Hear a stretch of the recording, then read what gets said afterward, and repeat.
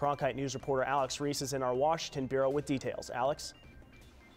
Ryan, the hearing is still 3 weeks away, but organizations like the Center for American Progress are already giving court watchers a sense of what to expect. Representative David Schweikert was moved from his current 5th district into the new 6th district. Republicans continue to emphasize the fact that they still don't have all the documents that they need from the Justice Department. Senator Kyle is in his final term before he retires his legislative position. This bud right here will soon become one of the infamous pink cherry blossoms that line the tidal basin here at the nation's capital. Political analysts say that tonight's debate matters to the entire country. Arizona and its Latino population will play a great role in deciding who ends up here come next spring.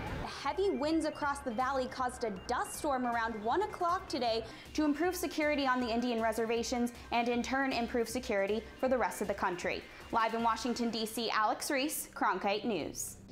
Cronkite reporter Alex Reese from our Washington, D.C. bureau was there for today's ceremony, and she joins us live now. Alex? Well, today was her last official day in office, and her last act was to get a bill with her name on it passed through Congress. But today wasn't really about passing bills. It was about passing the torch. Emotions ran high at the Capitol today as Representative Gabrielle Giffords made her way onto the House floor one last time as a Congresswoman. As she entered the chamber accompanied by fellow Representative David Schweikert, she was greeted with a round of applause and kind words from her colleagues. It will always be one of the great treasures of my life to have met Gabby Giffords and to have served with her in this body. It was an emotional scene when her friend and colleague, Florida Representative Debbie Wasserman Schultz, got up to speak on Gabby's behalf. That Gabby wants her constituents to know, her constituents who she loves so much in southern Arizona, that it has been the greatest professional privilege of her life to represent them. And she represented them one last time today by showing up here to vote on her drug smuggling bill. But Representative Schweikert said that today was not about politics and parties, it was about unity. It gave us a reason to actually step it up and work together. Schultz had similar sentiments. No matter what we argue about here on this floor or in this country, there is nothing more important than family and friendship.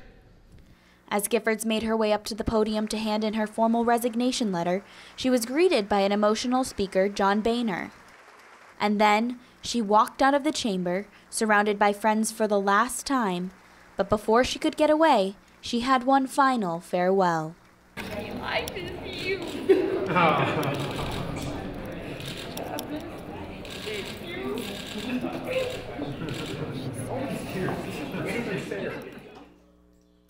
And as for that bill we were talking about, the one that would extend anti-smuggling laws to cover ultralight planes that are used to smuggle drugs from Mexico into the U.S., it passed unanimously and is headed to the Senate and hopefully to President Obama's desk to be signed. Live in Washington, D.C., Alex Reese, Cronkite News. When the new congressional district lines were drawn, Representative David Schweikert was moved from his current 5th district into the new 6th district. And because of Arizona's population increase, an additional 9th district was created, in which Congressman Ben Quayle was placed. Ben Quayle announced that he will not run in that district, but will run against Schweikert instead. Two freshman Republican lawmakers will now go head-to-head, and both are ready for the competition.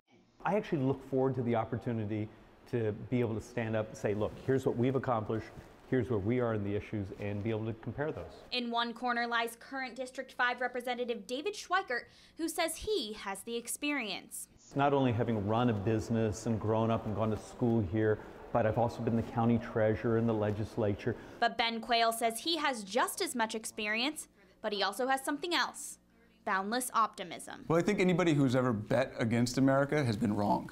So that's what I'm going to bet. I'm going to bet on the resiliency of the American people. When the district lines were redrawn last fall, it left many constituents wondering who would be on the ballot in their district.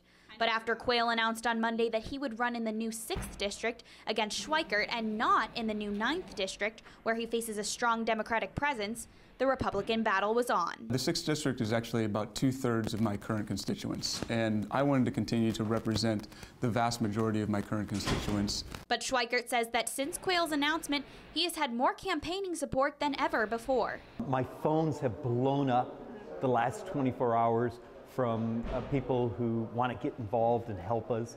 So I can be nothing but sort of overjoyed and optimistic.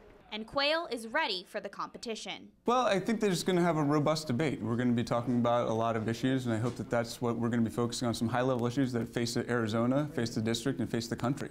And Quayle has proven that he can compete after beating out 5 other Republican candidates in the 2010 congressional race. He ultimately decided to run in the 6th district after many of his constituents were relocated from the redistricting. In Washington, D.C., Alex Reese, Cronkite News. Alex Reese is in our Washington bureau to explain. Alex?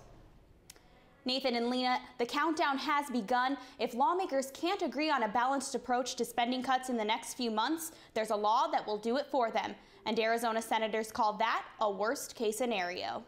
The budget battle continued on Capitol Hill today, and as the focus moves from the House to the Senate chamber, Arizona senators insist it's time to put rhetoric aside and find common ground. There has been no movement whatsoever to sit down with Republicans and Democrats in Congress and say, hey, how do we fix this? Senators Jon Kyl and John McCain hosted other Senate Republicans to discuss the consequences of a sequestration, trillions in automatic cuts that would take place under the Budget Control Act if Congress can't come up with cuts on its own. We needed to find a way, and we had at least one idea for how to prevent the sequestration from occurring. While sequestration would require cuts to things like Medicare and education, the 2 Arizonans are also worried about the Defense Department and America's safety. It is impossible for the United States to meet its national security obligations if this sequestration takes place. Meantime, the Obama administration says that their budget proposed last month